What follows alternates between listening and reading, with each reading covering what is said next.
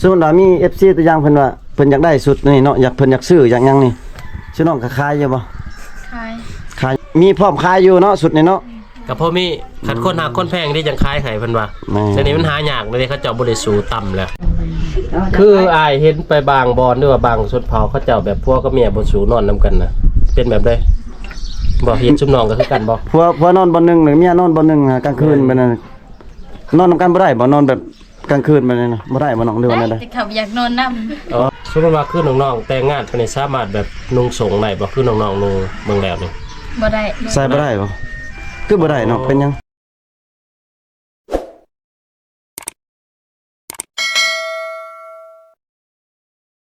แล้วคุณตัวพี่น้องเว้ยมาพ่อสาวชนเผ่าตะโอยน้องสาวสุริตากับน้องสาวเบลพี่น้องมื้อนี้เพิ่นเปลี่ยนสุดประจำชนเผ่าของเพิ่นเนาะแม่นให้พี่ให้น้องเบิ่งมีแต่ผมงามพี่น้องสบายดีแน่พี่น้องสบายดีคืองามแต่เนาะพ่อแม่พี่น้อง FC บ่เคยเห็นเนาะว่าชนเผ่าตะโอยแบบเป็นแบบใดพี่น้องเอ้ย งามเนาะชน้องใส่ชุดนี่เนาะชน้องเคยใส่ชุดนี่ไปลิ้นงานบุญบ้านของชน้องบ่เคยบ่ใส่เคยอยู่ใส่งานยังงานกินงะเคยบ่ส่วนหลายเขาใส่ชุดนี้ไปยังไปงานแต่งงานน้องบ่โอ้ก็งามนะพี่น้องเอ้ยงามถ้าว่าชุดนึงหรือว่าเพิ่นซื้อขายกันนี่ประมาณเท่าใด400,000ประมาณ400,000ชุดเลยทั้งสินทั้งเสื้อประมาณ800,000โอ้แพงเนาะยังขาดยังอีกในนี่ตัวเดียวบ่400,000ตัวเดียวบ่ทั้งชิ้นทั้งเสื้อ400,000แล้วก็ชิ้น400,000รวมเข้ากันแม่น800,000บ่มีอันนั้นบ่มียังเคินว่าแพร่มัดหัวบ่มีบ่แพร่ตัวมัดหัวบ่มีบ่โอ้บ่มีนะซื้อต่างหากอีกตัวน่ะรวมทั้งค่าดองจักแสนตักล้านกระดองในหลายล้านอยู่เนาะกระดอง40ล้านพี่น้องเอ้ย40ล้านรวมทั้งค่าดอง40ล้านเนาะงัว2ตัวแม่นมาเอาเลยแม่นบ่ควาย2ตัวควาย2ตัวแม่นมาเอาเลยแม่นบ่เอาทั้งสุดเอาทั้งคนเลยบัดนี้โอ้หยอกน้องๆเพิ่นเด้ออันสุดชน้องนี่ชน้องได้ประมาณปีนึงชน้องได้ใส่ประมาณจักเทื่อเนาะหรือว่าโดนเทื่อนึงจังใส่โดนเทื่อนึงเพราะว่าชน้อยเฮาต้องได้เห็นเพิ่นใส่เนาะสุดแบบนี้ไปหลายๆบ้านก็บ่เห็นพี่น้องเอ้ย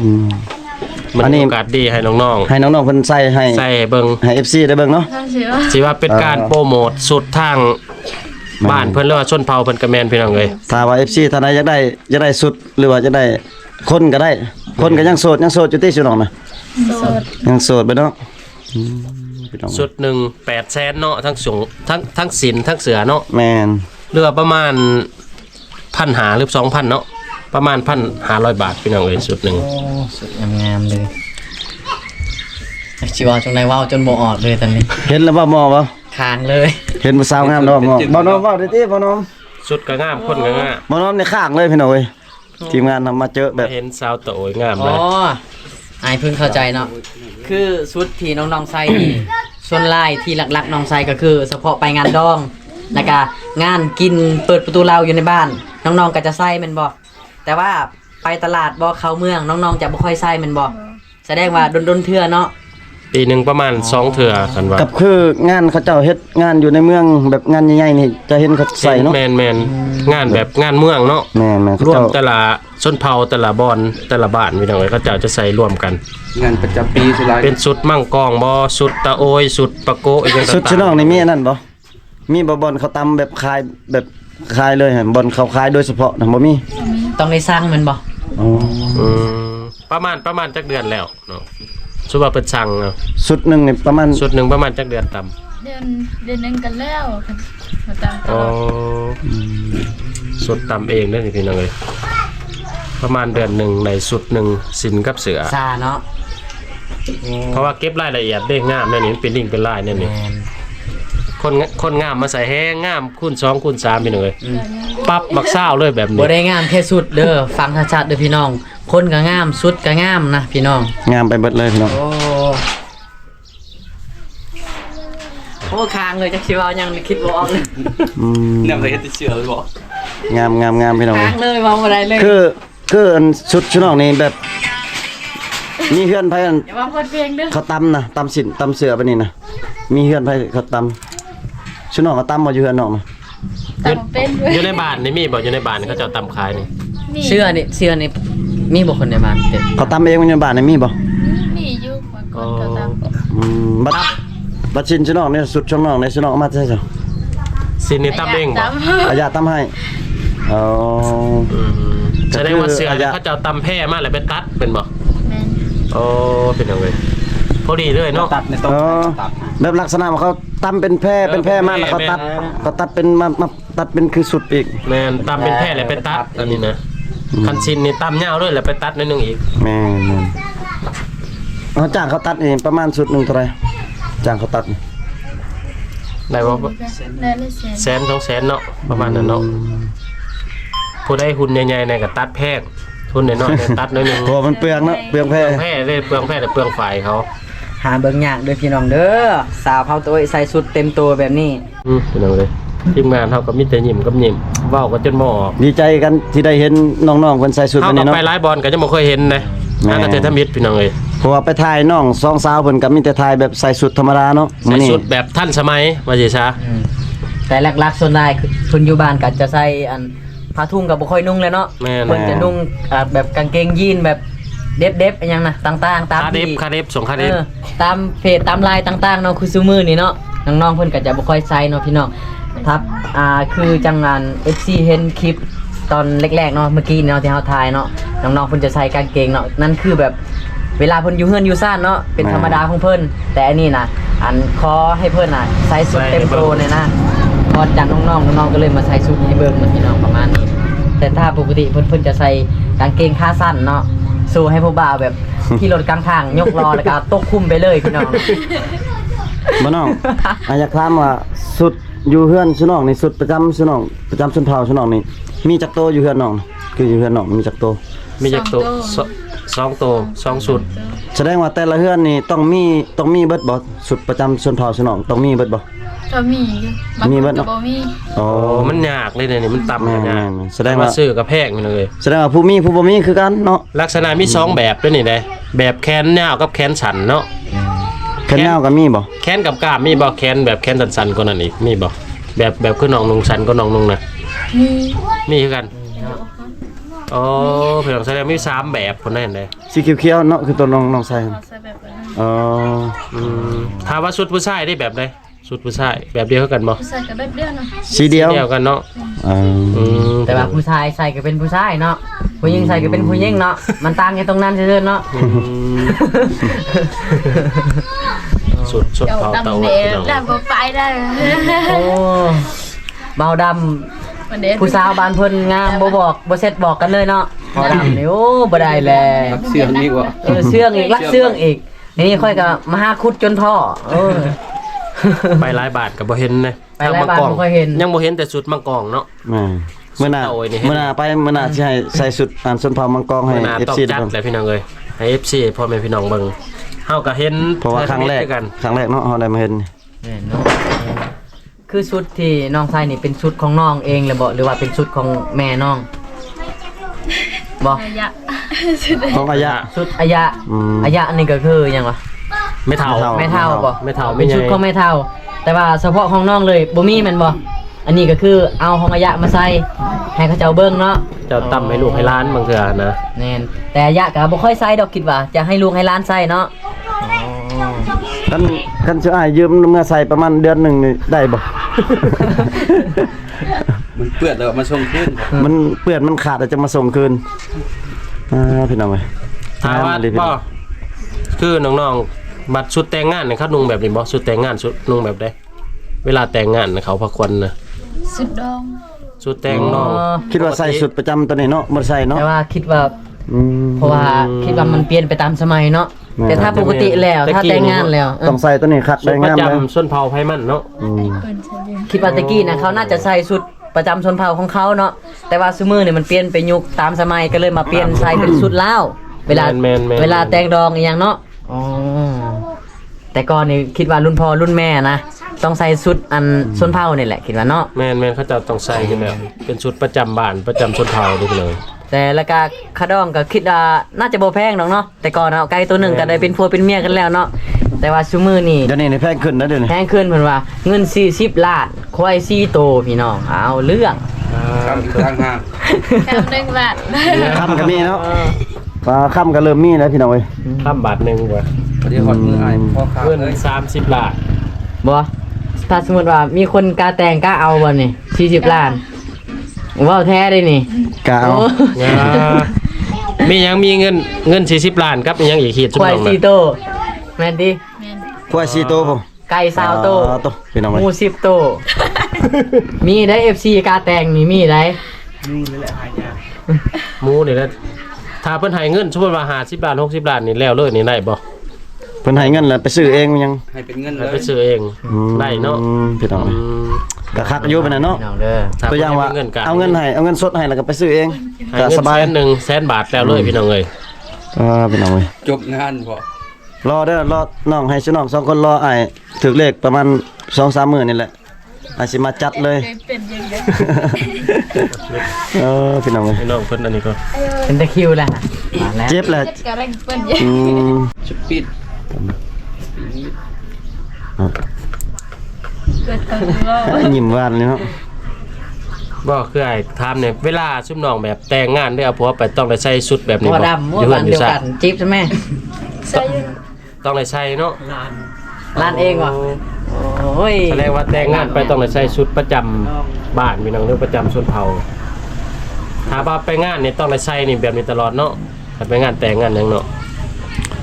ชื่อน้องอันหลังจากชื่อน้องใส่แล้วในชื่อน้องเก็บไว้ใส่อันใส่หีบบ่หรือว่าใส่ตู้สุดชื่อน้องนี่ ใส่ตู้ ใส่ตู้ไว้ ตู้เมียน เพราะว่าโดนๆจะได้เห็นชื่อน้องใส่เทื่อหนึงเนาะถ้าว่าเฮาเก็บเมียนบ่ดีก็ย่านหนูย่านหยังกัดเด้อพี่น้องเอ้ย เพราะว่าแพงเด้ แม่น ไหนอ่ะตอนมึงศพว่าชนเจน3 4,600 เสื้อ400,000ส่งโอ๊ะอิหยังสินก็400,000 ๆเป็น800,000 นั่งอ่ะ กระทึกอยู่ได้ ก็บ่แพงใช่ไหม ก็บ่แพง พันกว่าบาทพี่น้องพันหา เพื่อว่าเฮาหา 2,000 หาอันสุดแบบนี้นี่ยากเพื่อสินั่น เพื่อตำก็ใช้เวลาเป็นเดือนแต่ก็เงิน400,000 อันน่ะน้องสมมุติว่ามี FC ตัวอย่างเพิ่นว่าเพิ่นอยากได้สุดนี่เนาะเพิ่นอยากซื้ออยากหยังนี่ชื่อน้องก็ขายอยู่บ่ ขาย ขายอยู่เนาะ คำไปเก่าแล้วมัน ติดต่อทางไหนอ่ะเฟซ ติดต่อทางไหน เบลอ่ะ ดีขาย ฮะ คือเฮาว่าพี่น้องส่วนหลายเขาเจ้าดินแต่เฟซทางชนบทเฮา มีแต่ เรื่องไล่เรื่องหยังเขาบ่ได้สู่ดิน แม่น มีแต่ Facebook โดย มีแต่ ตรง ทักหาเลยเนาะเขาจะได้เนาะสุด โน่นอีนี่เนาะทำ หรือว่าลงเพจก็ได้ที่เนาะ มันหายากล่ะบ่ ฝากไปทางอนุสิทธิ์ขนส่งก็ได้ติฝากขายถ้าว่าเพิ่นจะได้นะหรือว่า แต่มี เออแสดงว่าสุดนี่ต้องมีอันมีพร้อมขายอยู่เนาะสุดนี่เนาะ ก็เพราะมีคันคนหาคนแพงที่จังขายให้เพิ่นว่า แม่ แต่นี่มันหายากเลยเขาเจ้าบ่ได้สู่ต่ำแล้ว ก็เพื่อเพิ่นสิได้ตามก็โอ้ยพี่น้องเอ้ยเพิ่นก็บ่มีเวลานะคือสิแม่นปานนั้น แต่คนตะกี้นี่แม่นเลยนี่เขาเจ้าเด็กหน่อยสมัยใหม่หรือคนสมัยใหม่บ่สู่ สุดท้ายมัน บ่สู่เห็ ชุดนุ่งกับสุดท้ายเขาจะเปลี่ยนไปเนาะซื้อตามท้องตลาดเบิดพี่น้องเอ้ย สินก็เขาซื้อเอาแล้วเลยวนี่มาเอาไทยเลย อืม สินอาบน้ำอาบในหรือว่าสินลงทั่วไป สินแต้มสินหยัง20-30,000 50,000ก็ได้แล้วสินแต้มแต่ว่าสิสุดตัวนี้ป้าโต 7-8 แสนก็อยากหลายเติบพี่น้องเอ้ย คนรุ่นเก่าที่ตำตัวคนรุ่นใหม่ตำบ่เป็นนึงเนาะมีแต่คนรุ่นเก่าตำเป็น น้องเบลก็ตามเป็นอยู่ที่สุดนี่ เป็น เป็นอยู่ เป็นอยู่ เนาะ เนาะโอ้ถือว่าเก่งนั่นนี่ น้ น้ อ อง ง ตาได้เป็นอยู่บ่ บ่เป็นซ้ำ บ่เคยเห็นหูซ้ำว่า แสดงว่าถ้าบ่เอาผัวนี่ต้องเลยเป็นบ่น้องตามสุดนี่บ่เป็น ทำก็ได้ อ๋อ อ๋อคิดว่าต้องเป็นตำหูกเนาะ แม่ กับ น ผัวได้บ่ แสดงว่าเป็นบ่เป็นแก้วได้เนาะกันใจมาก ได้ ถ้าว่าจะได้มันต้องหาซื้อเอา ได้ปะ หาซื้อเอาเนาะ แทนเมาไก่ พี่น้องก็คือเพิ่นน้องๆเพิ่นว่าหั่นแหล้วเนาะถ้าว่าต้องการมันเพิ่นมีพร้อมขายเนาะ แม่นๆพี่ อ น้ ยา อก ง ซื้อ สามารถติดต่อทาง แม่นๆๆ น้องๆหรือติดต่อหาทางทีมงานเฮาก็ได้พี่น้องเอ้ย ได้ แม่น Facebook หรือ ๆ ข้อมูลติดต่อเฮาก็อยู่ในช่องโปรไฟล์นั่นแหละบ่น้องเบลน้องตาสมมุติว่าคือน้องๆแต่งงานเพิ่นนี่สามารถแบบนุ่งสงได้บ่คือน้องๆนุ่งเบิ่งแล้วนี่ บ่ได้ ใส่บ่ได้บ่คือบ่ได้เนาะเป็นหยัง ผิดหีดบ่ พิธีเฮ็ด บ่ บ่ ได้พิษ อ๋อ แต่ยันเขาเว้า เอาไผเว้าเนาะ แบบ ไผ เหมาะ เว้า สมเนาะ ผัวบ่เว้าหรือว่า ว่าบ่หรือว่า แม่ยา โอ้ แม่ย่าหรือว่าปลาข้างบ้าน บ้านก็ไม่ยาก แบบย่านชาวบ้านเว้าเนาะ แส แต่ ดง ว่า ว่า เรื่องใส่เนี่ยใส่ได้ ใช้ได้เนาะ ใส่ได้แต่ว่าบ่อยากใส่ซื่อๆโอ้ คันใส่ก็ต้องในซ่อนสินนำบ่เอาสินซ่อนข้างนอก เยี่ยม คือ โอ้ คือเฮ็ดลายบอลเนาะคือเฮ็ดลายบอลเขาใส่ส่งนี่ต้องเอาสินอยู่ทางนอก แม่น นบ่ จังเลย โอ้ เวลานอนได้ฉันนุ่งทรงหรือนุ่งสินกันสมมุติว่า ก็สิ้นแล้วนะ อืม พี่น้องเอ้ยเวลานอนก็นุ่งสิน ต้อง ถือว่าเป็นประเพณีครับนึงพี่น้องเอ้ย แสดงว่าบัดออกไปเล่นไปหัวหา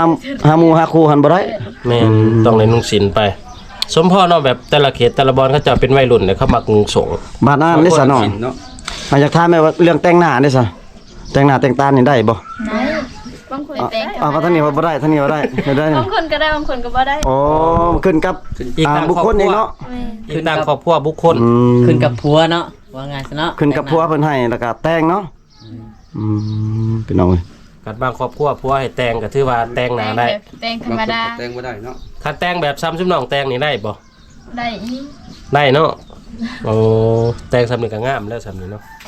ก็คือคันทางเราลุ่มเฮานี่เพิ่นให้เมียแต่งได้เนาะเพื่อว่าให้เมียงามเด้อ งามเด้ซุมน้องมักแต่งหน้าหรือบ่แต่งหน้าเอาคันซุว่าได้ผัวไป มักแต่งหน้า มักแต่งหน้า แต่มันอยู่ที่ว่าถ้าเอาผัวไปแล้วผัวให้แต่งบ่เนาะ ยันผัวบ่ให้แต่ง โอ้แม่นๆ รักแต่งแหละ แม่นรักแต่งเอา พ่อหายที่บัดนี่ รักแต่งกับพิษกันกับแม่ย่าเลยบัดนี้ ถ้าเส้นหน้าสุดจะได้บ่ คันซุว่าแต่งหน้าร้ายนี่เป็นอะไรเขาว่ามีผู้บ่าวบ่ แม่ เขาว่ายังลมผู้บ่าวเนาะ ยันพัว หรือ ว่า ว่ากะยันผู้บ่าวมักเมียตัวเอง แม่ เนาะ นแม่น ยังสุดท้ายมัน ก็ นั่นแหละ เมืองนี่ เขาห่วงเนาะ งามเกินไป เมียเนาะ ทางเฮานี่ถ้าว่าหึงหวงนี่อยากให้เมียงามเด้อทางเฮานี่แม่น แต่หึงหวงคนชนเผ่านี่คืออยากให้เมียขี้ร้าย แม่น บ่มีผู้บ่าวจึง จังบ่มี บ่ คน มี มัก คนมัก จึงบ่มีคนผู้บ่าวมักหรือว่าผู้บ่าวมาจีบเนาะ แม่น พี่น้องเอ้ยความคิดต่าง คนเราห่วงเนาะ FC ได้ว่าแนวใดมักให้เมียงามบ่หรือว่าเมียขี้ร้าย ลองคอมเมนต์เบิ่งเนาะ ลองคอมเมนต์เบิ่งพี่น้องเอ้ยเฮาก็ฮักก็เคยเห็นอีกของประเพณีทางเขาเจ้าชนเผ่าตะโอยคืออายเห็นไปบางบอนหรือว่าบางชนเผ่าเขาเจ้าแบบพวกกับเมียบ่สูนอนนํกันน่ะเป็นแบบใดบ่เห็นชุมน้องก็คือกันบ่ ผัวนอนบ่หนึงหรือเมียนอนบ่หนึงกลางคืนแบบนั้นนอนนำกันบ่ได้บ่นอนแบบกลางคืนแบบนั้นนะบ่ได้บ่น้องหรือว่าแนวใด แต่เขาอยากนอนนำ โอ้ บ่แม่นเป็นย้อนบ่เมียบ่แต่งหน้าบ่ สงสัยอยู่เนาะ อย่าไปได้ทำสติ พวกได้ยินว่าชูสมบูรณ์ก็บ่ได้บ่ได้บ่ชูสมบูรณ์นี่ สุสบุกบ่ได้บ่น้อง ได้บ่ ได้บ่ บ่ได้ บ่ได้บ่ ได้หรือบ่ได้ อ๋อ อีกตามครอบครัว อี อี ก ก ตาม เนาะ ครอบครัวบ่ สมบูรณ์เนาะสมพ่อเนาะผัวจังบ่นอนนํเนาะยันเมียบ่ชูสมบูรณ์ อันที่ พี่น้อง ว่าได้นอนที่นอกเนาะ เขตบ้านนอกนี่แบบ บ่ค่อย คือการแต่งหน้านี่เกี่ยวกับผัวเนาะ แม่น แล้วก็ทางว่าสิว่าแล้วก็ทางแม่ย่าก็บ่มักเนาะแล้วก็ชาวบ้านก็มาเว้าคันเวลาผู้หญิงที่เอาผัวไปแล้วนะก็เขาเจ้าจะบ่ให้คอยแต่งหน้าแต่งอยู่แต่แต่งน้อยๆนะว่าใช่เนาะ แต่งธรรมดา แต่ส่วนหลายอีหลีก็คือจะบ่ค่อยแต่งเลยแม่นบ่ แม่นแต่เรื่องชูสมบูรณ์น่ะชูได้เนาะบางครอบครัวแม่นบ่โอ้สมพ่อผัวจังบ่นอนนํ ก็คือเรื่องนอนแยกกันนี่มันแล้วแต่แบบครอบครัวเนาะบางคนคือน้องว่าแหละบางครอบครัว บ่โดนนำกันยาวเห็นยัง ย่า บ่แม่นเฮ็ดแบบลอยแบบแมวจอบกินปลาปิ้งเนี่ยบ่บ่น้อง แมวอยู่บ่ เอาชุดน้องนี่สมมุติว่าในอนาคตชุดน้องมักแบบใดเอามักขยูนํตลอดบ่หรือว่านอนแยกกัน นอนแยกตอนกลางคืน น่ะเห็นบ่มักนอนแยกเห็นบ่มัน เอา เขามักแบบลอยกันนะ สิได้เอาลูกเอาผัวบ่บัดนี้สิได้ลูกได้เต้า เรามักนอนแยกได้เราบ่นี่ แม่น นอนแยกกัน โอ้แปลกเด้อกันเฮานี่ก็นอนแยกกันนี่ว่าอยากปะกันเลยเด้อ สิไปเอาไปบ่ นอนกันจะตีกัน โอ้ยันตีกันตลอดเนาะแกล้งหอดชั่วโมงหนึงตีกันอีกแล้วแกล้งชั่วโมงหนึงตีกัน คิ อี ด กแล้ว ว่าแต่ว่าเวลาลูกใหญ่แล้วเขาเจ้าบ่สูนอนนํกันนะตอนนี้ยิงตามบ้างครอบครัวพี่น้องเอ้ย มันบ่ตัวนี้หันบ่แม่นผิดเหตุแต่ว่า แม่น กับบุคคล ขึ้นกับบุคคลกับครอบครัวอีกพี่น้องเอ้ย บางคนก็อ้าง คือน้องซาลิสุริตาเนี่ยว่ามักนอนแยกเนาะคือน้องเด้น้องเบล มักอยู่นำกัน เออเห็นบ่ความแตกต่าง ส กั อน งคนยังบ่มักบ่คือกัน แม่น พี่อง แม่น แต่ก็เบิ่งตามตัวจริงแน่นะคนบางเทื่อผัวมักนอนตลอดก็มี แม่น นอนอยู่นํกันตลอดเด้ให้ความอบอุ่น เว้นแต่ว่าลูกใหญ่เนาะเขาจะมักนอนแยกกันแม่นบ่คันลูกใหญ่แล้ว พี่น้องเอ้ย บางคนก็ผัวนอนนํลูก ลูกชายแล้วก็เมียนอนลูกสาวสิพี่น้องเอ้ย ก็สิได้ฮู้อันฮิตของประเพณีของสาวชนเผ่าตะโอยเนาะ แม่น กับมื้อนี้แหละพี่น้องเว้ย แบบละเอียดหรือว่าเจอจงก็แม่ แม่ น น โอ้พี่น้องเอ้ยก็ถือว่ามื้อนี้ก็ดีใจหลายที่ว่าได้เห็นสุดทางชนเผ่าโตยเฮาแบบเต็มสุดคือน้องๆมาใส่ให้เบิ่งพี่น้อง งามเลยเนาะ งามบัดนี้ก็ถือทมิตรเนาะมองใส่เนาะ แม่น เขาก็คือ FC มันก็คือสิหากะเห็นคือกันพี่น้องเอ้ยแล้วก็น้องๆก็ผู้งามๆใส่ก็แห้งงามเติมอีกพี่น้องเอ้ยก็ ทาง MC เนี่ย แล้วก็เกี่ยวกับเรื่องที่ของประเพณีเนาะก็ได้คลิปนี่แหละพี่น้องเอ้ยตามนั้นเลย กับ FC ผู้ใดอยากได้ชุดเนาะก็ทักหาได้พี่น้องเว้ย ทักหาได้หรือว่าติดต่อทางน้องๆหรือว่าทีมงานเฮาก็ได้พี่น้องเอ้ยถือว่าคลิปนี้ก็ปิดไว้ซ้ำนึงก็เนาะมาบ่ได้เนาะ แม่น ขอมุกขอบใจพ่อแม่พี่น้องที่ติดตามให้กำลังใจเบิดทุกคนเบิดในทีมงานนั่นแหละรวมทั้งน้องๆพ่อกันเถอะนะเด้อพี่น้องเอ้ย บ๊ายบายนะ